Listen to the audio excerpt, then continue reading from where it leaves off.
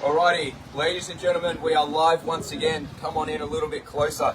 Having a few interruptions, unfortunately. Sometimes technology, it does not do what you want it to do all the time. So I hope that we're back. So if we are indeed live, give the video a thumbs up, share it around, because I can guarantee you this is information right here that Daniel Andrews would much prefer is not brought to the attention of the Victorian public. So what are we talking about today? And this is, of course, take two. We saw the so-called Premier of Victoria, and I call him a so-called Premier because he certainly does not act like one.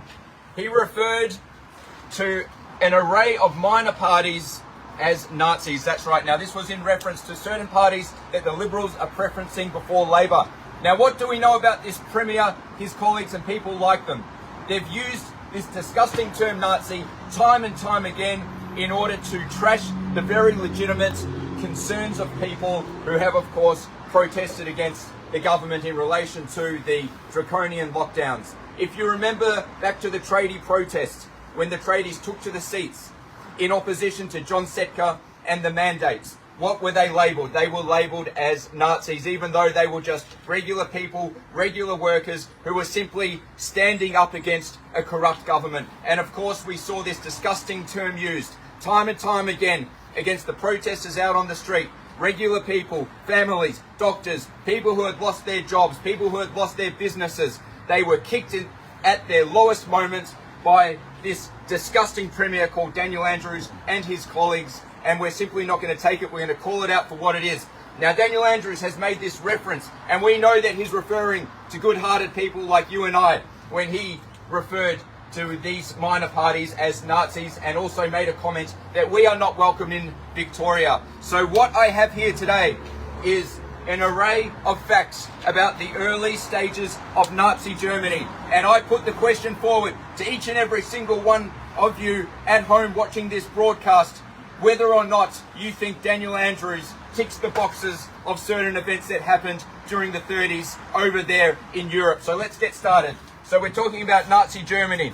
We saw major events kick off with the implementation of an arbitrary state of emergency whereby human rights were suspended and the process of law was also suspended. There was no such thing as due process anymore. It was simply the government had a so-called suspicion that somebody had done something wrong. Don't worry about a court proceeding. Don't worry about legal representation. That person is branded as a criminal, either slapped with a big fine or arbitrarily arrested. And I think there's some similarities right there. We also looked down here.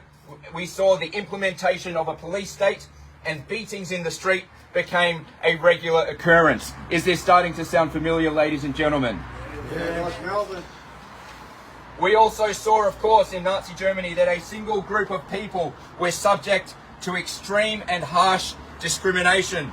We saw segregation, whereby one group of people, and of course in Nazi Germany we're speaking predominantly about the Jewish people, they were referred to as unclean and unworthy of participating in mainstream society. They were restricted from participating in the most basic of activities, such as travel and movement. They were restricted from working in their jobs. Their businesses were shut down. They were deprived of education. They were restricted from attending gatherings. The government set up exclusion zones where these people who were discriminated against could not go under any circumstances. And we've seen those types of exclusion zones implemented under, of course, the Daniel Andrews government over the past few years. We also remember from Nazi Germany extreme censorship, whereby professionals and journalists who held opposing views to the government were completely ripped off the airways and silenced.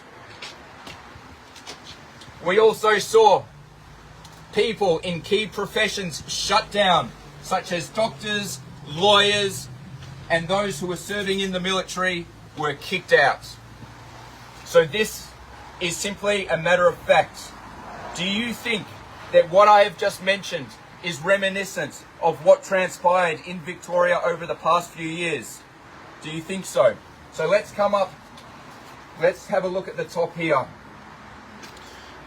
And I've got a message for the Premier of Daniel Andrews. And that message is, you, Mr. Premier, You are simply doing what a sociopath does. You are accusing victims of what you yourself are guilty of.